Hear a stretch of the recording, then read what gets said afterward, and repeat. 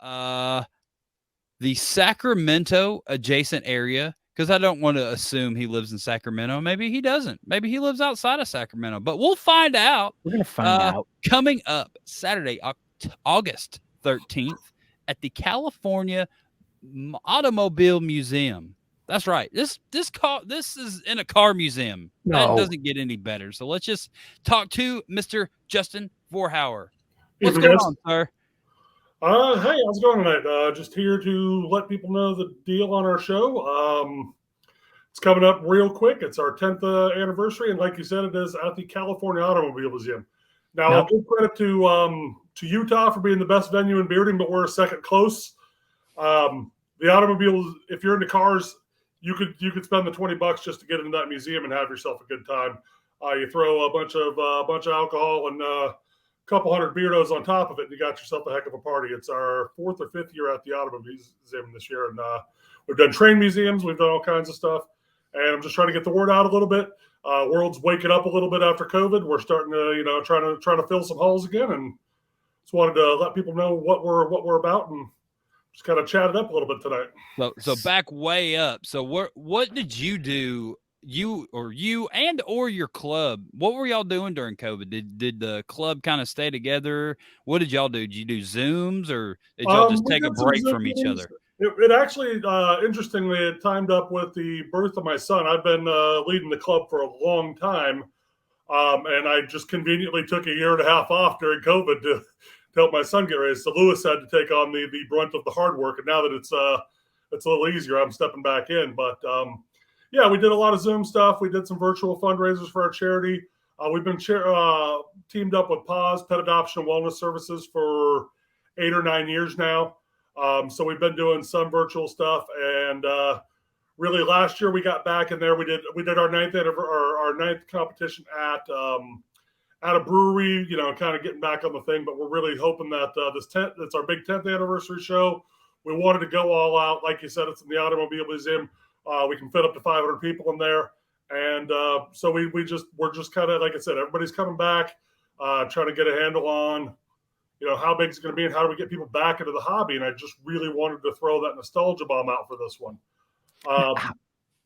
This year, it's been real interesting trying to get people back into it and figuring out who's comfortable with what and everything. And it's slowly coming back to life, but I'm sure you guys have seen on the East Coast that it's a little slower coming back up than what we might like. Yeah, I've definitely noticed that a lot of the competitions have been smaller than previous, but I mean, we're, like you said, we're getting the swing of things back going, and hopefully, you having such a cool venue that it'll entice people to come back to your event. But this is, like you said, this is not the first time that you've done the Automobile Museum. You've done it in the past. Yeah, so we've actually gone through our history. Our trophies this year are actually going to thematically go through our history. Our first couple comps were at a bar, like most places. So our third place trophy is going to be bar themed. Then we did a few years at the train museum, so our second place trophy is going to be train, and then the Automobile Museum will be car themed trophies for our first place this year. As we get in there, but yeah, this Auto Museum, it's great. It's privately owned, so you don't have like a lot of the issues of having a state-run museum. The liquor license is there. We're going to be there. The party can go on from 5 to midnight. Hopefully we're not on stage that long because, nobody except for real hardcore beardos wants to stare at a stage for 5 hours. But we like to keep the show running tight, 30 minutes or so. It's just a great thing. And our charity's been hit really hard by the shutdown. Okay. So that's one of the things is if you look at our ticket page, if you can't make it, you want to support the cause, there's a donation button on there for PAWS on our ticket links. They are a very small charity. And one of the great things about that is that, you get a few $1,000 and it makes a big difference for that organization as opposed to some of the larger ones out there. We can do a lot of good for a lot of animals. And we've been working with them for a very long time. They're just great. Everything goes straight to the charity. They have very low overhead in that organization. So how did y'all originally get hooked up with working with PAWS? So interestingly enough, back when we were with the train museum, we were going to put our donation towards the private train. There's a charity attached to the train museum that was a separate organization, but it was a upkeep charity. And after we had made the agreement with it, they tried to change the deal and get a higher percentage and some other things, like for basically, shooting down several $1,000s worth of free money. And they kind of tried to twist the knife on us. And it was about a week before our show. I threw out the line into Facebook, and one of my friends who had done some work with Paz threw them out there, and they were more than happy to jump on and hook us up as the 501 to get the liquor license and everything and we've just been partners ever since, going on 8 years now. So how does one decide that a automobile museum is the place to have a beard competition? How do you find that? How do you be like, all right, this is awesome, this is the great place to do it? So that was the great venue hunt, goes back to year 3. We'd outgrown bars. Like, everybody remembers them romantically, but it's a lot of people sweating all over each other when you have a big competition in a bar. Yeah. So we needed a bigger venue, and we were attracting 200 competitors, 300 spectators to an event. So we needed the floor space, and then in addition, one of our president Lewis has got a lot of contacts in the brewing industry. So we had every brewery in the area willing to give us free beer. Once we were able to sell our own liquor, we were able to make our donations to the charity go up exponentially. Oh, yeah. Back when we were selling out venues. So that was really the goal, was to get out of giving someone else that beer money and finding a way to get that working towards the club and working towards the charity. And we were able to up our donations by 2 to 3 times what we were able to do when we were working where someone else was getting that beer money. And that was really the impetus to get us into there. The Trade Museum was a state-run organization, so there were a lot more rules. We did that for about 3 years, and we got kind of tight for our britches there. And then one of us found the Automobile Museum, and it works out very well. There's more room. There's 200 seats. There's no standing room only. Everybody can sit down and actually watch the show. That's cool. Which is, if you've been to enough comps, sometimes you kill for a chair. So, and it's just the sound system's great. It's nice to run out. You can wander around, check out the museum. It's worked out for everybody. It's spacious, and like I said, once you can sell your own beer, your donations to the charity just go way up, and that was kind of our push to get that done. Yeah, that's a really good strategy. That other beard clubs that are throwing these events could maybe look into, because if definitely our crowd drinks a lot of alcohol and beer and stuff at these events, and why not be able to have like the club or something, even if you're getting the alcohol donated and you can still sell it yourself and you're not having to give the bar that cut, and have a venue that's like, you're just basically getting the space. Yeah, it's win-win. And another thing is, for our competitors and our spectators, because we get the alcohol donated, you're not paying $8 a drink. Yeah. Like, we can charge $5 a drink ticket, and because it's all donated, we're still making a ton for our charity, and we're not breaking the wallet of every single guy who comes to the door, because you buy your $20 ticket, and then your tab's $80-$90 too on top of that. We really want to make it a great value for everybody, for our spectators, for our competitors. I'm a very serious competitor, so I like to balance the charity and the competition aspect. I want it to be a place where, we are coming for a good time and for charity, but it's also a place where you are going to get respect from your judging panel. You're gonna get your chance on stage. I've been in charge of the judging selection for years and years and years on our comp. I do a training mission to tell our judges what we as a club want from our winners, so everybody's kind of on the same page going in. And it's just we've taken it very seriously. The MBSC has been around for a long time, and I think we have kind of an obligation to the community to continue to set an example on what can be done with the beard club. And I'd like to get back to that size where we're selling out 500. I don't expect it to happen this year because, like I said, we're getting back to our feet. But I want to show people what's possible out there, and just give people some different ideas, like with getting the private venue and getting that out there, and kind of really help out getting the community back on track. Yeah, that's the most important thing right now, and I really appreciate that's one of your goals and mission, is to get the community back on track, because these events are like we've already said, they're definitely way smaller than they were, and the people still exist. The charities are still here. It's all still the same. People can come back now. Like, we can do our best not to get each other sick, but it's still come do beard stuff. It's still fun. I was almost in tears at Utah a few weeks back, just seeing everybody out there having a good time, coming back to it and being at that venue. It was just a wake up. And like, honestly, you get tired, and with inflation and everything like that, it's harder to travel the country. But just being back out there with all those people that you literally love, it was just one of those things. Like, yeah, I want to get this done again, and I'd like to once again make us a destination. We've carried the West Coast for a long time. Sorry, LA. I mean, I think Nate's gonna punch you. Watch out. Yeah, I heard Nate is actually going to come punch you in the face. Johnson and I go back a long way. But no, it's just we like I said, we've been there as long as almost everybody except for Texas, and I want to get back to that position of setting an example and showing everybody our trophies are out of control this year. We have a tradition of just really neat. You can kill somebody with them, and you can't get them on an airplane. So if you win something, have plans to get them home. Heck yeah!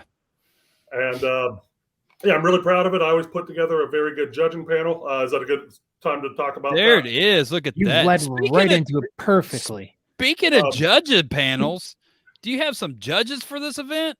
Yeah. So for our 10th anniversary, what I did was I put an invite to all of our previous 9 Best in Show winners to see who would be interested in coming back. That's a really cool idea. Previous to that, I used to do, we used to have a judging, just somebody I respected from partial beard, whiskerina, full beard. It didn't work out this way because judging, the Best in Shows who are they are. But previous, we've always had a panel of 5 from each of the 5 types of big categories. So I was an expert. We've got, not to self-promote, but I won Best in Show before I was really a member of the MBSC in our first year. So I'll be up there. Richard Rios will be our mustache expert. He won last year. Matt Gatika from LA. I'll be there. Brandon Reeder's going to be up there. Trevor, big old Garibaldi Trevor's going to be up there. And we've had a couple that, because of COVID and other health risks, aren't going to get there. Unfortunately, Arnie's not going to be able to make it this year, and then Creta Beard are both previous Best in Show winners, and they're not going to be able to make it up. But we have most of them. We have a couple surprises that I'm not quite ready. I should say I need to get confirmation. We got 2 more surprise judges that we're hoping to let out there. But everybody we have on stage has previously won a Best in Show there, so you're going to have experts, people who know what it takes to go up there and win. Because, like I said, it's all for charity until you spend $1,000 on a trip to get out here, and you want to be judged fairly for that. And I really believe the quality of the judges makes a competition. And I want to give everybody a great chance to win. If you come out there and you do your stuff and it's a popularity contest versus what you're showing the judges, that doesn't serve anybody. And I'm really, and it's, judge the beard in front of you. That's a big thing. Absolutely. That I teach. That is what you're supposed to do you have at the door. Leave whatever. Like I get people that I trust, because you're not going to like everybody in the community. No. But I get people that I trust to drop that and give the score for what's in front of them, and I believe very heartily in that. And it doesn't matter, like you said, it doesn't matter if you have animosity with someone in the community or someone it doesn't matter. You're there to judge and be a professional judge. Yeah. And if you can't be a professional judge, then you should say no to judging. Yeah, if you win at the MBSC, you're going to feel like you earned it. That's nice. Really what I want to flex my competitors.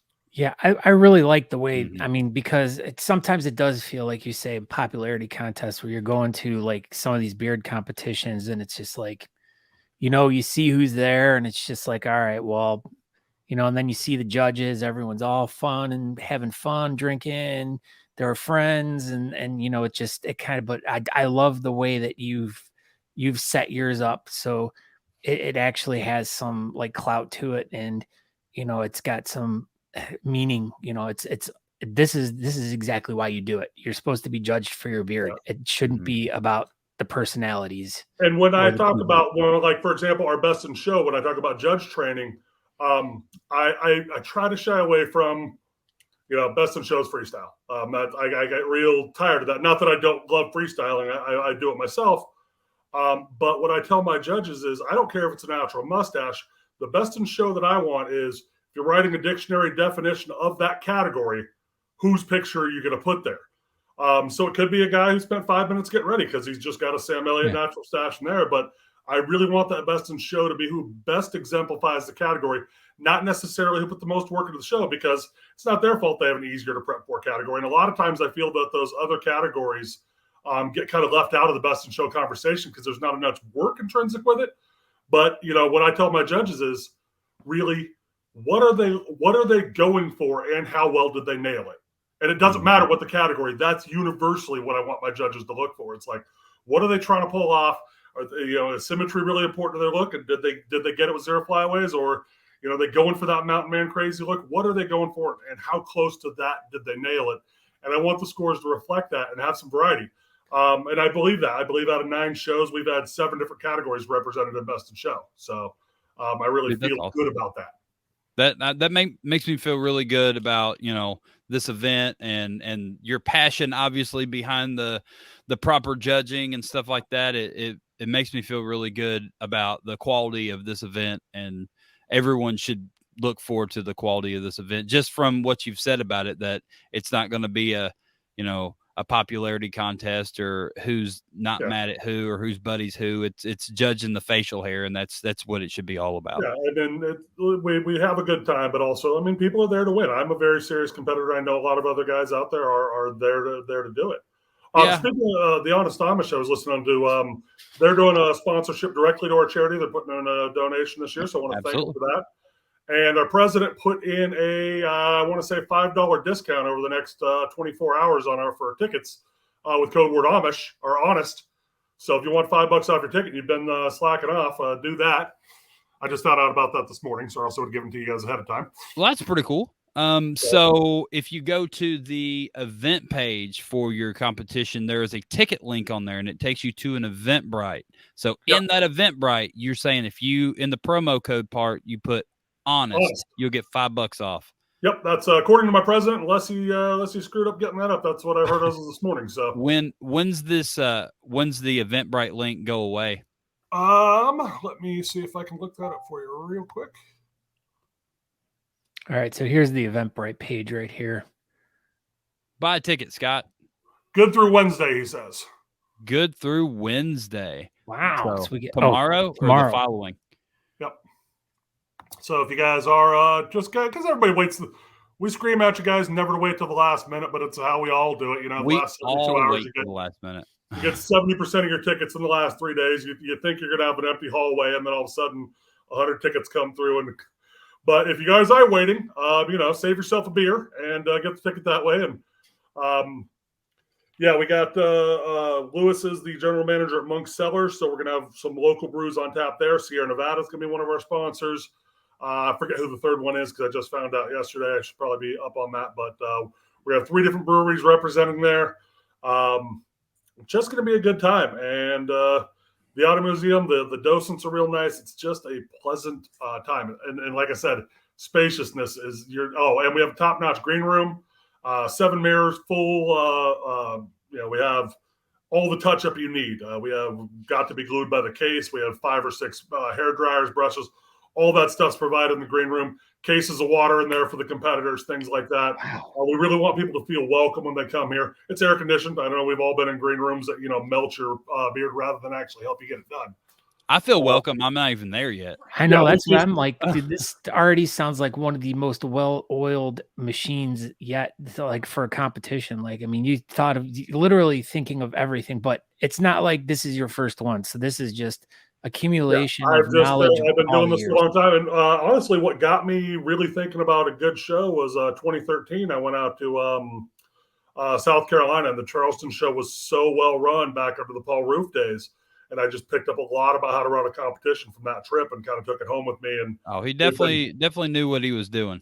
Yeah, for sure. And that was just kind of a wake up call to like this thing can be more organized than a bunch of guys shouting at a bar, and it's.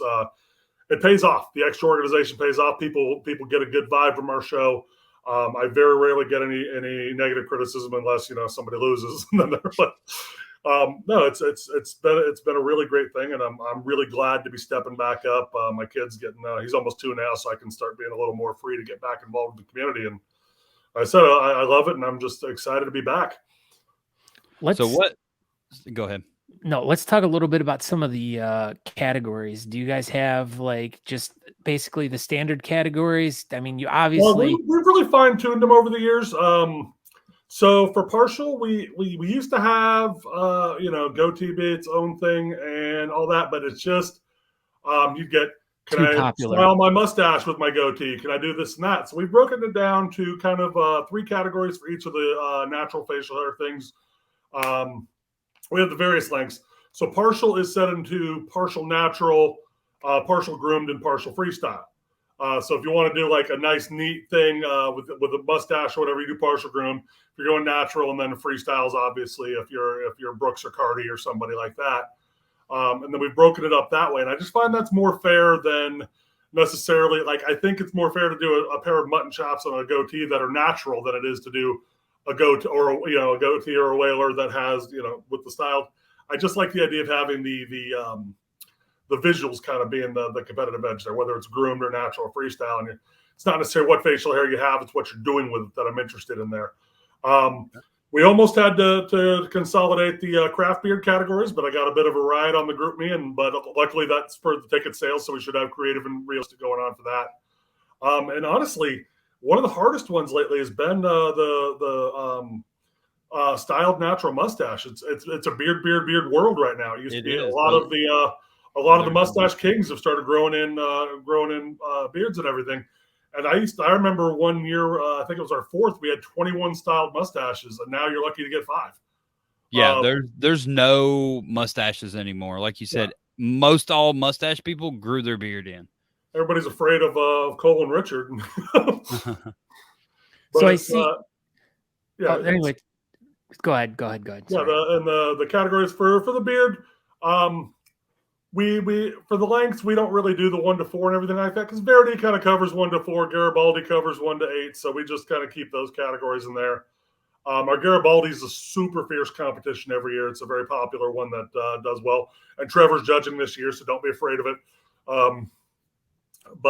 Question. Yeah. With your Garibaldi, are we allowed to tuck or no tucking? As long as you are not using any styling products, you can brush it in. I'm the pre-judge, and I have a tape, and it's lip to tip 8 inches. If there's no product in it and you come in under 8, then you're good to go. Yeah, that tends to be a controversy at some competitions. Like, it was the Verdi that people were. The Verdi, you can tuck with Verdi. We've had some very successful people who do heavy tucks because of the category, and I just took the category description from Worlds or something like that.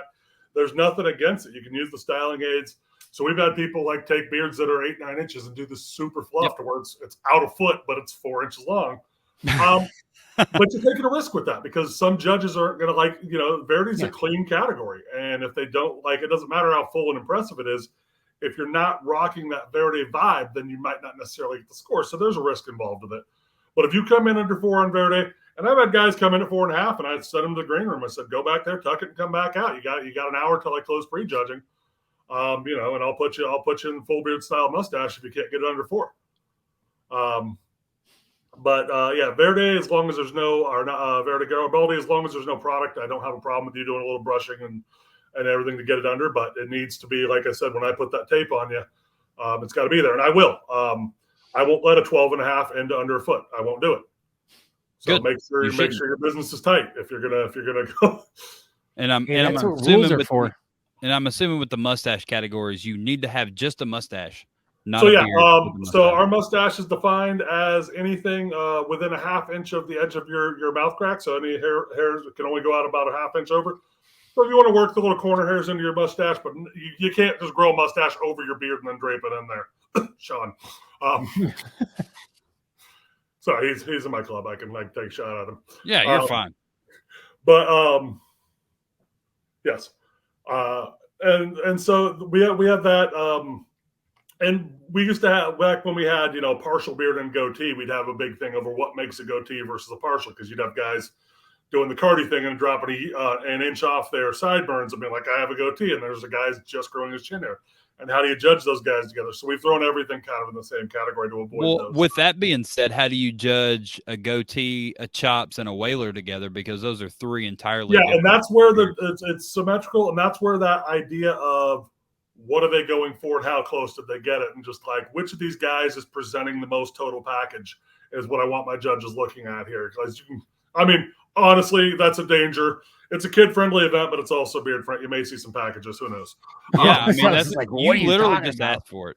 Speaking of packages, if you are coming to our competition, we have a tradition at the MBSC that no one else in the bearding world does. Landon Gillespie and Steve Scarpa's patented Speedo competition the afternoon of the competition at the Holiday Inn pool. We're on about year 7 of that, where we have a lot of our competitors come out to the hotel pool and scare everybody in the building with a Speedo comp. So if you are interested in getting half naked and winning some vintage porn, then come on out to that. Scott is on board. He's on the way. No, we've the Speedo comp's one of those things that we've just thrown in as an extra little, just a piece of the weekend. We've always tried to do the resort feel at the MBSC. We want you to park once and not have to get up again. So you park at the hotel. The venue's less than a mile, so if you want to Uber in or whatever, it's a cheap ride.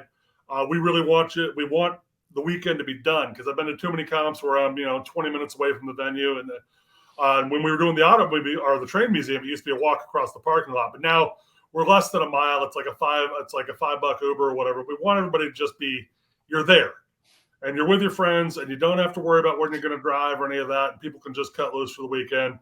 We got the pre-party on Friday night at the River City Saloon.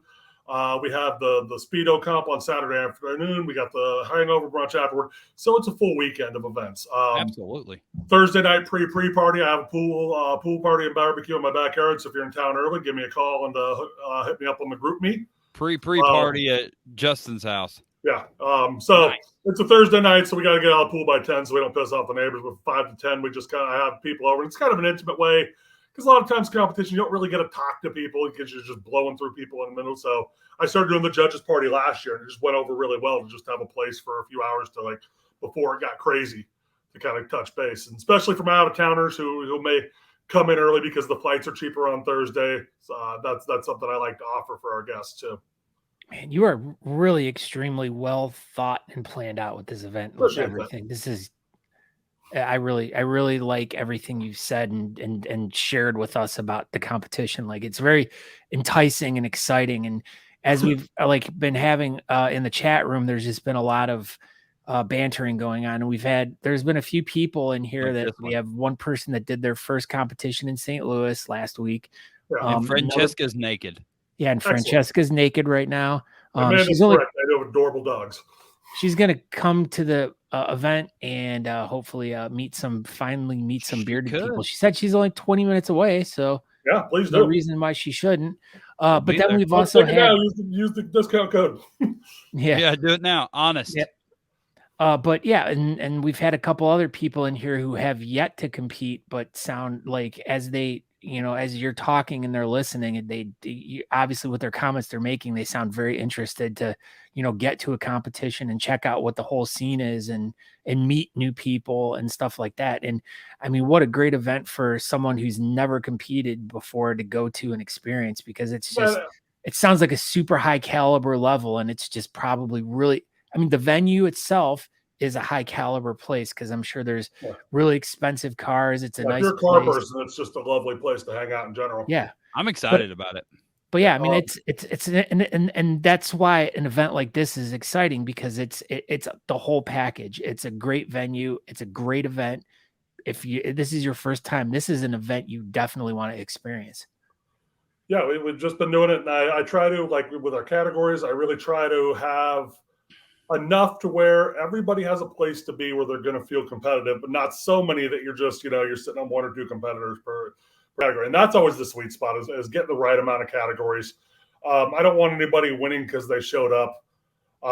But I also, I want every category to feel like there's a battle and there's something going on. It doesn't always happen, like some of the smaller categories, and also I don't want to waste my trophy makers' time, because we do a lot of work into our trophy pieces. So yeah, your trophies always look super good. Speaking of your trophies, do you have any readily available by chance? He doesn't want to show. It's a big secret. Come on. I think Blaine might kill me if I showed them before they're quite done. Second place is done, and we're actually. He said it was fine. He just texted Aaron. Right. He just pick them up as soon as we're done here, and we're going to start welding first place tonight. So, well, everybody should very much be looking forward to your trophies. I'm sure they're amazing. So you're gonna show us second place, you said. I can do a preview of second place if you guys got about 2 minutes for me to go grab one. Yeah, sure. Go ahead. Yeah, I'll be right back. All right. So Aaron, you're going to this. You and Natalie are going to this event. You said. Yeah, we'll be there. So you're gonna meet Francesca then in real life. Come on, Francesca, just show up. I mean, you got to put clothes on.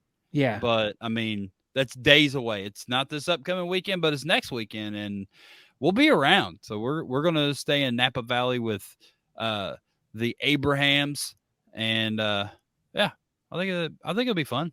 I guess I gotta get a Speedo and go hang out at the pool or something. Why don't you have an Honest Amish Speedo yet? What is wrong with you? You know, I should get an Honest Amish Speedo made and give it to Josh Barefoot Brains. That's a great idea.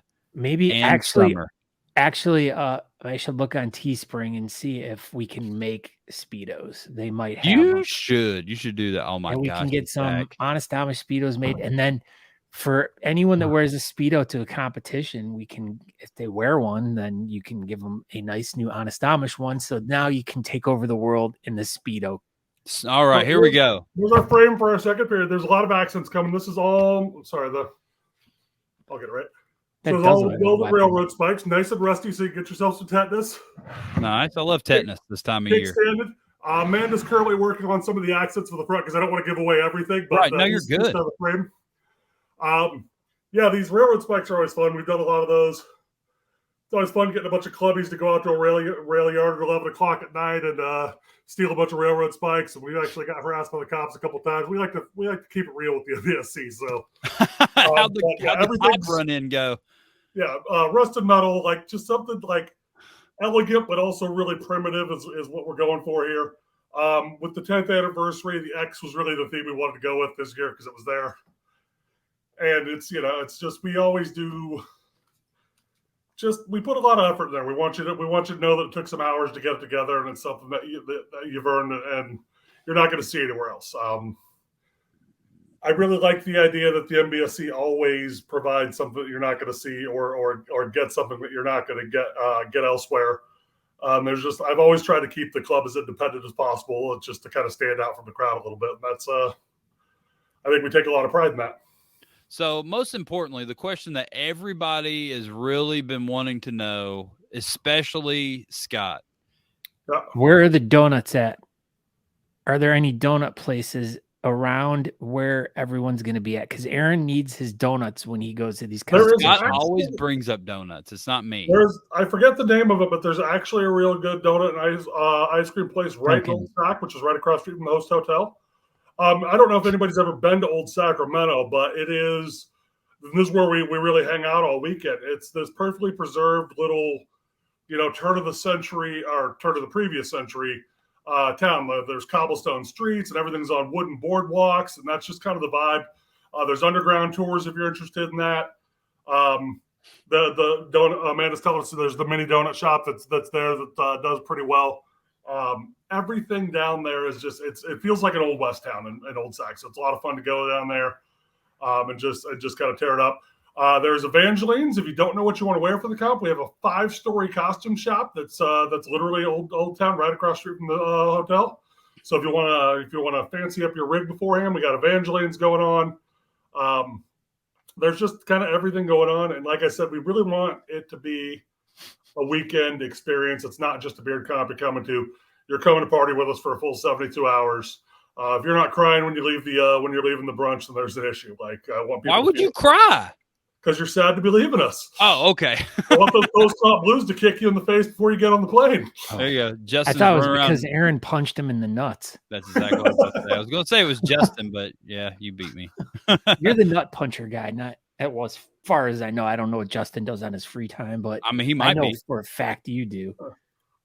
I mean, gotta get there with the old school Jeffrey Mustache roundhouses. Those were a work of art.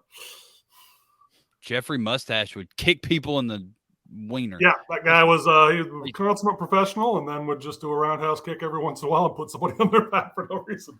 That's what I'm gonna start doing. I'm gonna start roundhouse kicking. You call it the Jeffrey Mustache.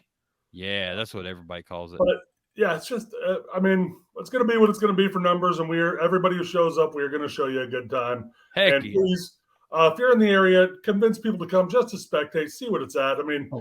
It's a better way to spend an evening than most. You're helping the charity, and it's it's always as you guys know, there's nothing like it in the world as far as this is just a weird way to spend a night. So that's what we're hoping people do. Ellie's Portraits, what's that? Oh, Ellie she's our comp photographer the last few years. Ever since Jeffrey bailed out east on us, we've stepped up with her. She does fantastic portraits and candids, and is just like one of the most lovely, positive humans I've ever met in my life. So, if you need a little pick me up, just go hang out with the photographer for 3 minutes. She will make you feel like $1 million. We have she'll post the links right afterward. Our things are good. You have all these beautiful cars to do your portrait backgrounds in. And yeah, we have that. Unfortunately, our tintype guy who we've had for the last few years had to bail this year because he's going to be on vacation that week. But normally we have professional tintypes at our competition as well. But Dan had to call me and let me know that he was on a previous vacation, unfortunately. So won't have that this year. So one more thing, you have on the event page, and you kind of touched on it. Is doors at 5, or does the competition start at 5? No, we will get you on pre-judging's 5 to 6. Okay. Beer stales start at 6, and then we'll get people on stage around 7. If you have kids, we've done in previous years a little kids parade up front. So if there are enough, we'll do that. We're going to kind of play that one by ear. We don't really do a kids competition because I don't think that's in the spirit of what we do, but we always do a parade on stage to kind of get the show started if there's enough kids doing it. Nice. And then by 7:15, we should be rolling. My goal is always have the show wrapped by about 10:30, and then 11. By 11, we start asking people if they want to go because we got to have the venue cleared by about midnight. But gives people a lot of time. 3-4 hours solid bar fight. We're going to have a couple food trucks out there, so food will not be an issue. We got 3 great breweries, so it should just be a pleasant thing. And like I said, we keep our drink prices reasonable. I don't know if we've agreed to a ticket price yet, but it'll be less than what you pay in a bar per drink for sure. Well, and your time frame is beautiful. Like it's, everyone goes to those competitions that start in the afternoon and go till late in the evening. Like your event time frame is beautiful. It's just like, it's just the right amount of time I think people forget that a lot of the people at beard shows are not beardos, and they don't necessarily want to be there for 7 hours. Yeah. And I think that for the average spectator, if we're going to get them to start coming to these as a means of entertainment, we've got to have respect for their time. Yeah. Yes, absolutely. So I really think that's important. I mean, we're all going to go to the hotel and hang out all night anyway, so it's not like we're cutting any time off of our time together. But I think keeping a show to 5 hours from end to end is really it's kind of important to do, so you don't have people burn out and just they're so exhausted they don't want to come back the next year. And I think that's the goal of ours. Well, I think that you have a extremely solid game plan, and I look forward to seeing it all play out. Yep. We will see everybody in 2 weeks. Please grab your tickets. And like I said, if you're just feeling what I'm saying, you can't get out there and you want to throw $5 at our charity, please click that donate button. They could really use it. And we'll see everybody on the 12th at the pre-party, hopefully. That's it, man. And if you guys are coming into town early, let me know, and you can come on over Thursday. We'll be around. All right. All right, Justin. All right. Yeah, thank you very much, and best of luck with everything. And hopefully everything goes smashingly, and it is your best event to date. And if it's a train wreck, it's going to be a fun one. So don't miss it. All right. Well, thank you, Justin. Justin. Have a good night. Have a good night. Everybody check out the Northern California Mustache and Beard Competition Saturday, August 13th, 2022. Doors are at 5, and this is at the California Automobile Museum in Sacramento.